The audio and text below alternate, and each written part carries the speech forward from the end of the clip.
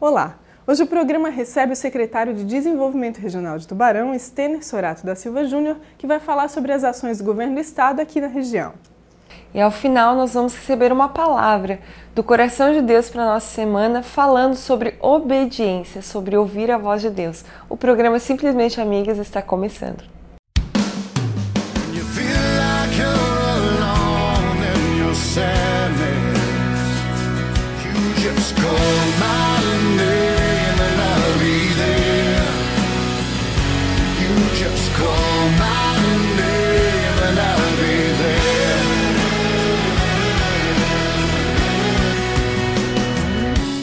Hoje nós começamos o programa com uma boa notícia. No próximo dia 22, o governo do estado vai estar entregando a ordem de serviço para o início das obras da estrada do Campo Bom. A gente recebe hoje o secretário de Desenvolvimento Regional de Tubarão, Stenner Sorato da Silva Júnior. Mais uma vez, nós queremos te agradecer pela tua presença aqui, tua disponibilidade de estar compartilhando essas ações do governo aqui na região. E é tão importante para o nosso público estar a par também do que está acontecendo. E a gente começa com essa boa notícia, secretário?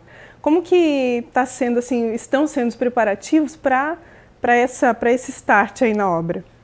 Bom, primeiro eu agradecer mais uma vez o convite e espero que ele se repita por mais vezes. De nós. O convite já te fez, então. Que bom.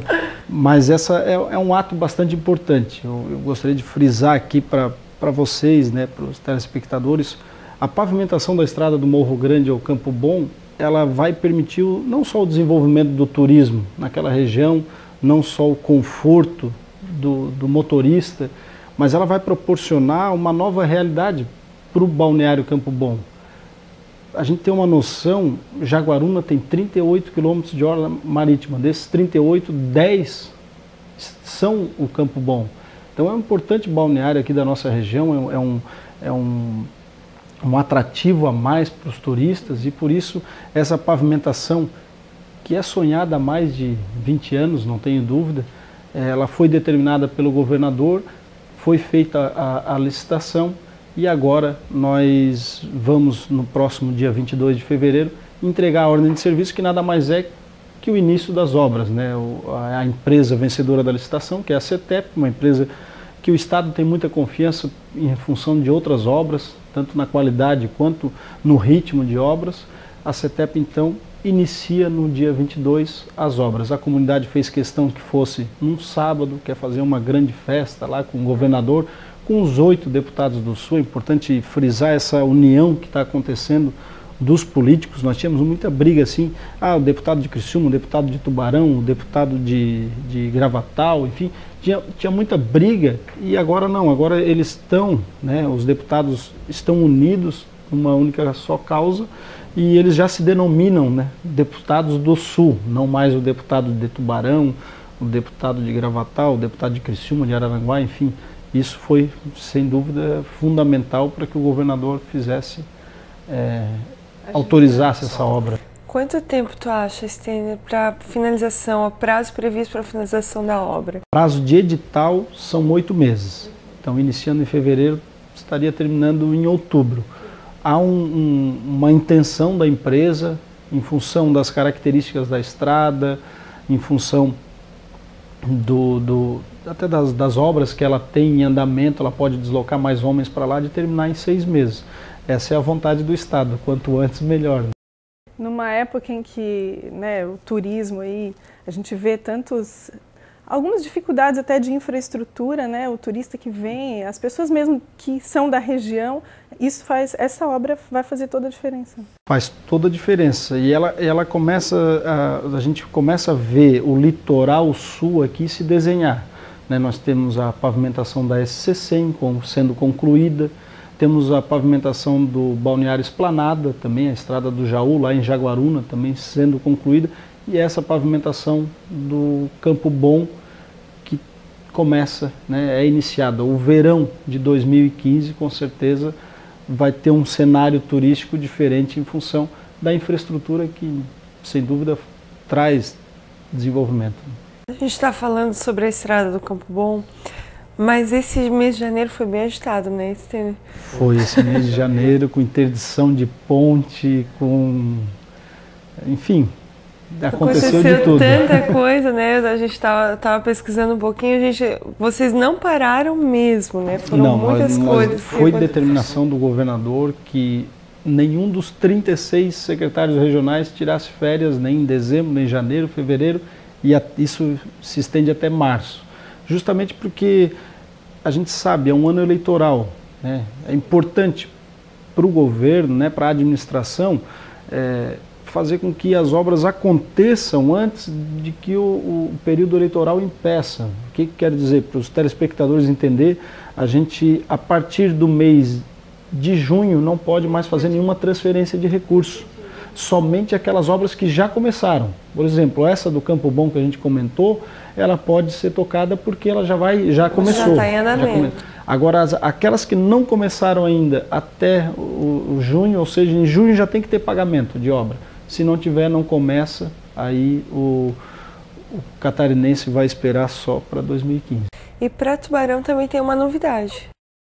Tem uma novidade, nós definimos, agora no início do mês de fevereiro, que o Estado vai assumir de uma vez por todas a responsabilidade da construção da Ponte da Congonha. Essa novela, né, toda essa celeuma criada, o Estado foi parceiro já por 2 vezes dessa obra. A primeira vez era ainda o governador Luiz Henrique, enviou dinheiro para Jaguaruna. O prefeito à época, esse recurso era para construir 2 pontes, ele acabou usando o recurso todo para construir uma só, porque teve aditivos e tudo mais. A Ponte da Congonha ficou de lado. Num segundo convênio, quem transferiu o recurso já foi então o governador Raimundo Colombo, transferiu o recurso, foi fazer o município de Jaguaruna foi fazer a obra. O projeto tinha 45 metros e o leito do rio 64. Então foi realmente impossível de executar, não tinha como, nós ficamos espantados com isso. E aí, quando eu assumi a SDR em maio de 2013, o governador disse: Sorato, vamos nós fazermos o projeto da ponte para assegurar que não tenha mais problemas, para nós termos certeza que, sendo parceiro dos municípios de Tubarão e Jaguaruna, a gente saiba que o projeto vai ser bem feito. Esse projeto ficou pronto, né?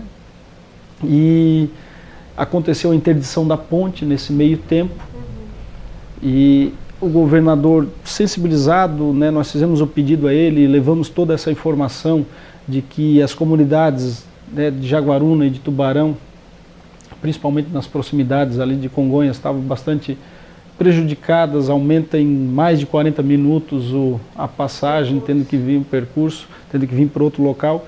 Então nós decidimos com o secretário de Infraestrutura, Valdir Cobalcini, com o governador Raimundo Colombo, o vice Eduardo Moreira, mesmo não sendo responsabilidade do Estado, lembrando que é uma via municipal, mesmo sendo uma ponte que liga 2 municípios, é de responsabilidade deles, mas o Estado assumiu então, e nós vamos contratar, ainda em fevereiro sai o edital para a contratação da empresa que fará aí a nova ponte de Congonha. E nova mesmo, porque ela é totalmente diferente do que foi projetado em 2012, os 45 metros ali, a distância errada, e totalmente diferente do que tem hoje lá. Que bom. Interessante, né? A gente está encerrando esse primeiro bloco, né, nessa conversa e bate-papo com o secretário, mas a gente volta no segundo bloco falando um pouquinho mais sobre o que vai acontecer aqui em termos de obras aqui para a região. A gente volta já.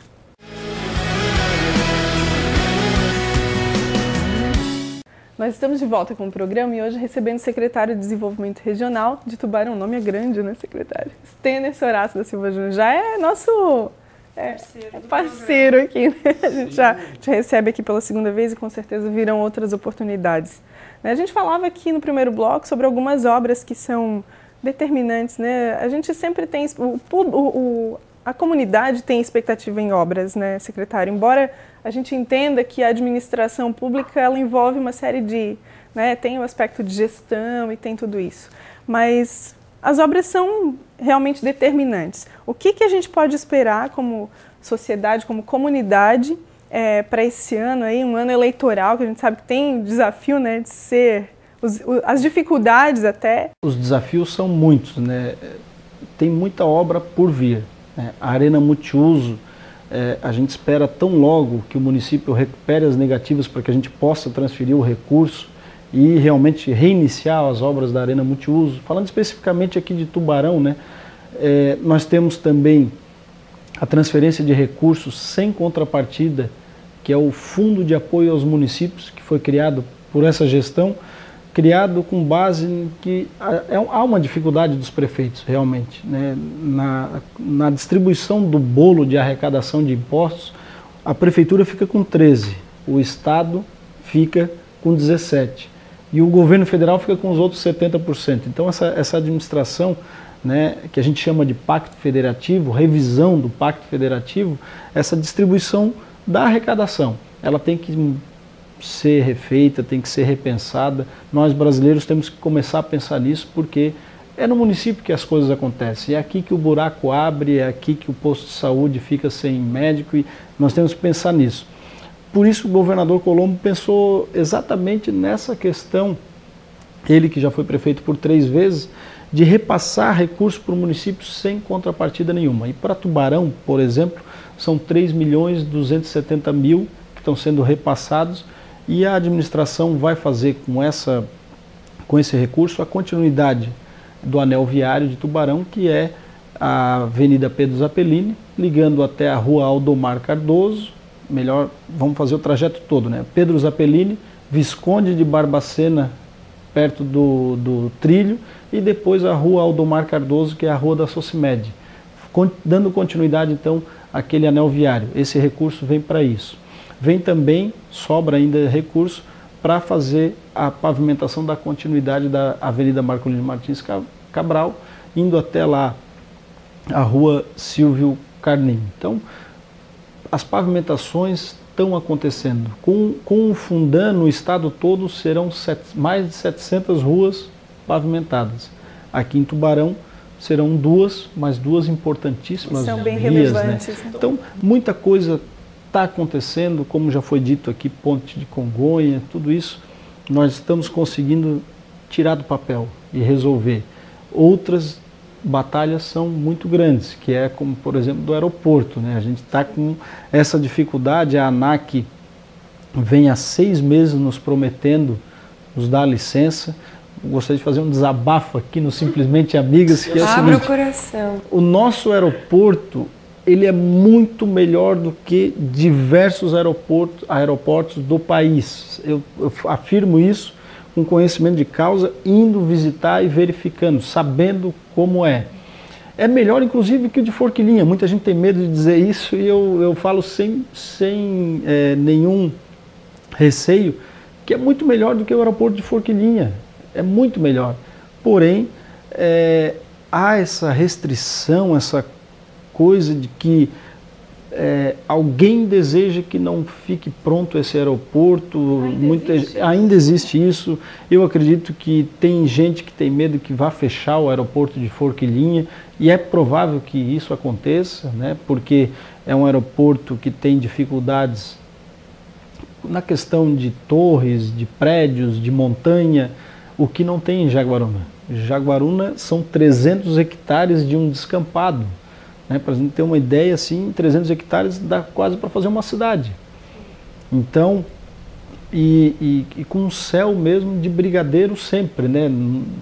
Eu me lembro ainda das palavras do ex-senador Geraldo Altoff, que era senador à época, quando foi visitar um brigadeiro da aeronáutica para pedir que ele aprovasse aquele local como aeroporto, e ele disse: senador, pode fazer com tranquilidade, porque a aeronáutica já tinha mapeado aquela área. Se nós fôssemos fazer uma base aérea no sul de Santa Catarina, aquele ali era o local. Já existia a intenção do local. Então, assim, esse desabafo é para dizer que o nosso aeroporto está pronto, reúne ótimas condições climáticas, não tem prédio, não tem montanha. Mas depende, então, secretário, de decisão política? Depende de vontade da ANAC de fazer as coisas andarem mais rápido. É vontade mesmo. Nós tivemos já novidades, deve estar acontecendo ainda nesse mês de fevereiro, segundo promessas deles. O secretário Valdir Cobalcini ainda esteve na ANAC no início de fevereiro, e eles prometeram que ainda nesse mês nos dariam a licença. Pediram algumas alterações no plano de segurança do entorno do aeroporto, coisas assim, exigências que não se tem para outros aeroportos. Então, para nós, a gente acaba falando um ditado que se tem, né, para os amigos os favores da lei. E no caso do aeroporto parece que a outra parte do ditado, que para os inimigos os rigores da lei. E é isso que está acontecendo com a gente. Com essa licença, como que funciona na prática? Licença não significa voo da TAM ou da Gol no dia seguinte, né? Mas muito breve termos voos em aeronaves menores, aeronaves de até 20 passageiros, voando, fazendo a rota Jaguaruna-Florianópolis, Jaguaruna-Porto Alegre e Jaguaruna-Chapecó. A empresa RDL está atuando, né? Está atuando, ela já está negociando, já acertou com essa empresa. Agora, as companhias maiores, Azul, Gol, TAM, somente eles nem começam uma discussão enquanto você não tem a liberação. Então, mas já há conversações e pela pesquisa de mercado que a RDL, que é a empresa que vai operacionalizar o aeroporto, já está lá operacionalizando, né? Ela tem as pesquisas de mercado, nós conseguiremos ter voos. É viável, sim, voos do aeroporto Humberto Guiz Bortoluzzi para São Paulo e Rio de Janeiro também, maiores, né? Sem dúvida. Saindo dessa questão um pouquinho da infraestrutura, de construção e desse tipo de coisa, a gente sabe que para Tubarão também tem a nomeação de vários professores, né? Para a educação de Tubarão também vai mudar para a região nossa. Né?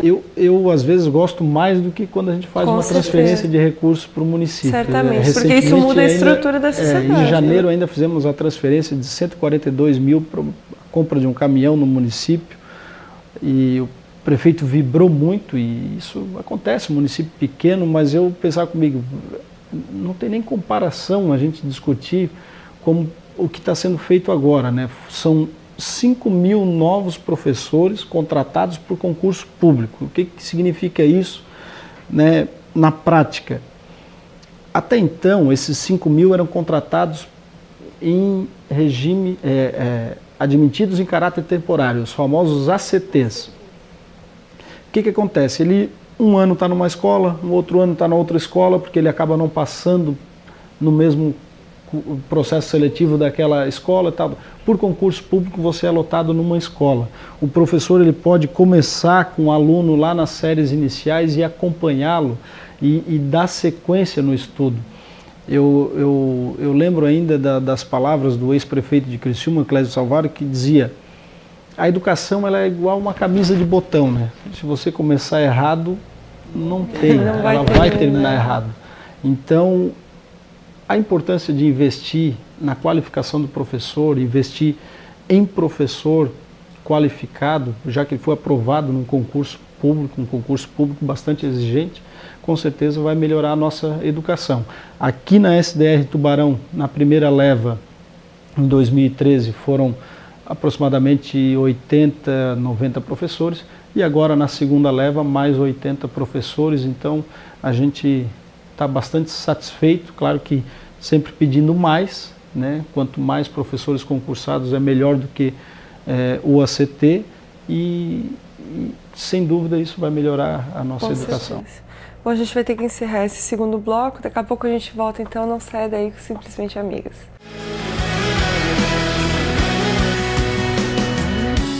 Estamos de volta nesse terceiro bloco do programa, já caminhando para a reta final do programa, mas acreditamos, né, que foi muito produtiva, está sendo, né, a tua presença aqui mais uma vez, compartilhando aí das ações do governo do estado na nossa região. Como é que é, Stener, para ti, secretário, né, viver essa representatividade, representar o governador numa região? Nós sabemos, né, que a comunidade é exigente, né, e tem que ser mesmo, né, espera, tem expectativas. Como é que é assim, essa responsabilidade? Bom, primeiro é gratificante, né? É uma função que deixa a gente bastante satisfeito e realizado profissionalmente. mas é uma tarefa que às vezes é bastante difícil. É difícil porque você tem a função de representação do governador, né? Muitas vezes você tem que representá-lo em alguma solenidade, em algum evento, e fazer a figura de como se fosse ele estando presente naquele local. E aí nessa parte às vezes é até engraçado, porque às vezes vem em cima da hora, né? Você está com a sua agenda de secretário regional ali prontinha e vem assim, ó, você tem que representar o governador numa solenidade, por exemplo, como teve recentemente a promoção de oficiais. E aí às vezes ainda vem essa determinação, ainda vem com o traje social completo ali, terno e gravata. Nos bastidores, com né? alguns como 40... usar o terno no calor dele. Uns 40 graus aí que vem dando, né, e realmente foi um verão muito bom.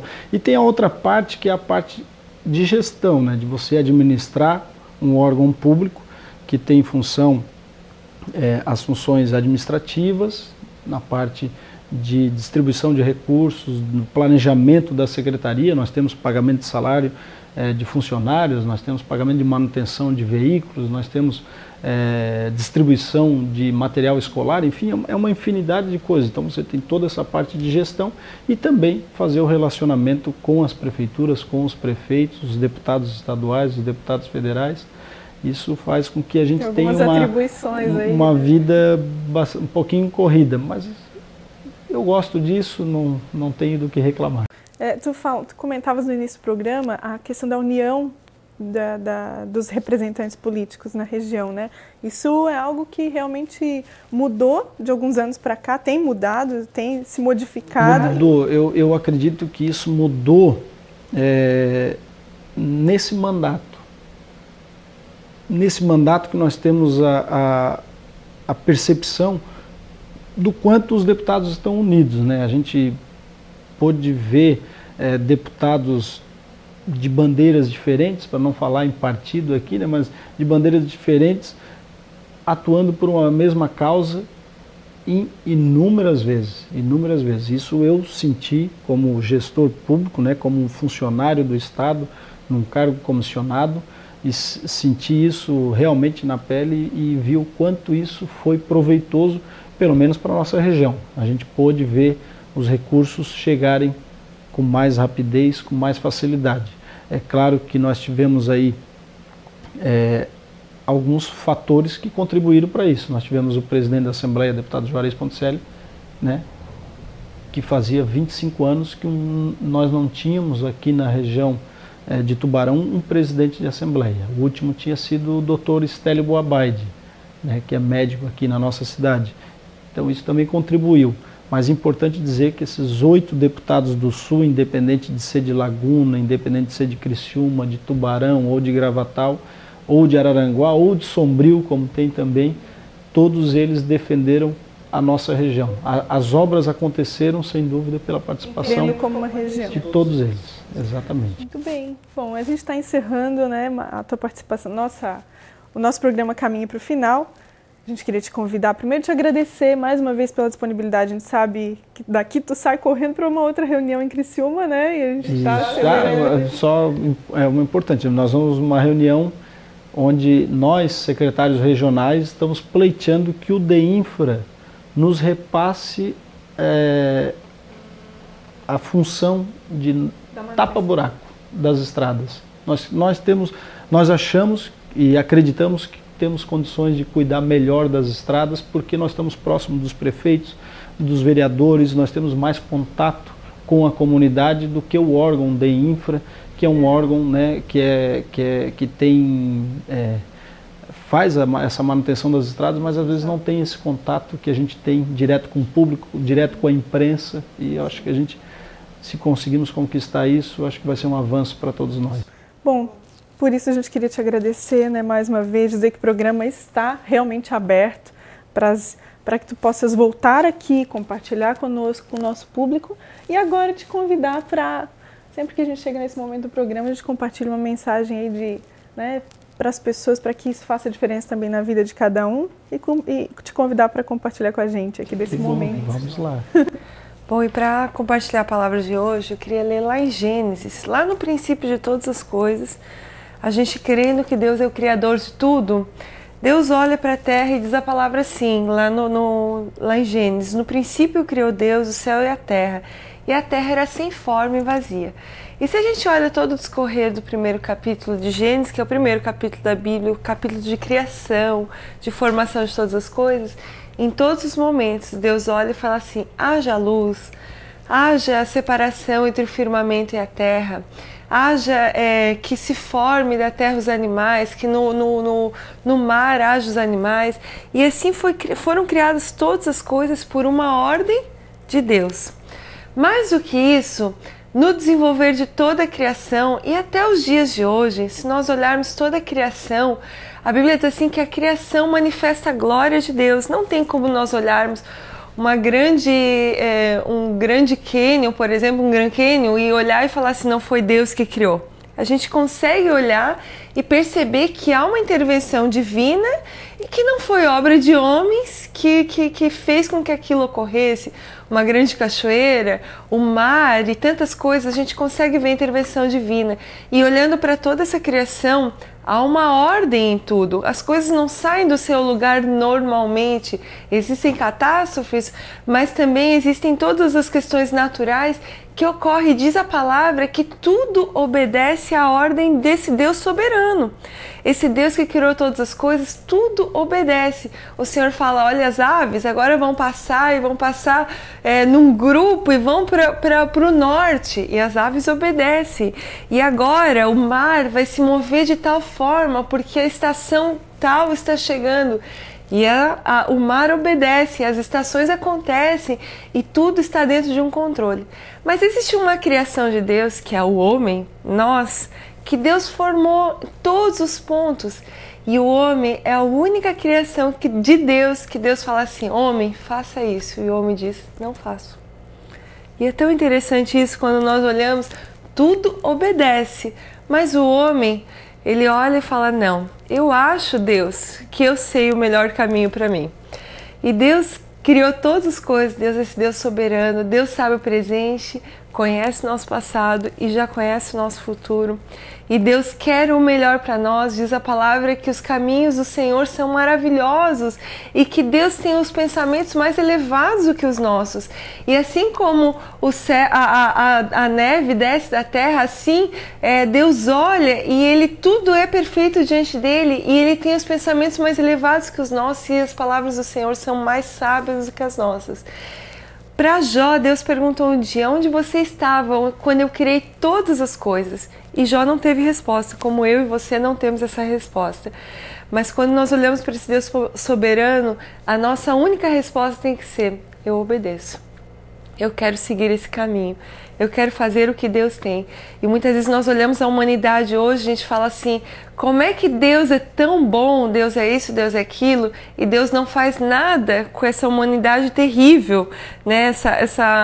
Essa mentalidade diabólica, muitas vezes, que a gente vê, um mata o outro, faz atrocidades que a gente não consegue muitas vezes compreender. Mas a gente para e pensa assim, Deus falando: não faça isso. E o homem faz. O homem desobedece. E hoje o nosso clamor, né? Hoje a nossa discussão e a palavra que nós queremos deixar para o teu coração, para o nosso coração hoje, incluindo a gente, vamos obedecer o Senhor, porque os princípios de Deus são inegociáveis. A palavra de Deus é verdade absoluta e a vontade de Deus é boa, perfeita e agradável.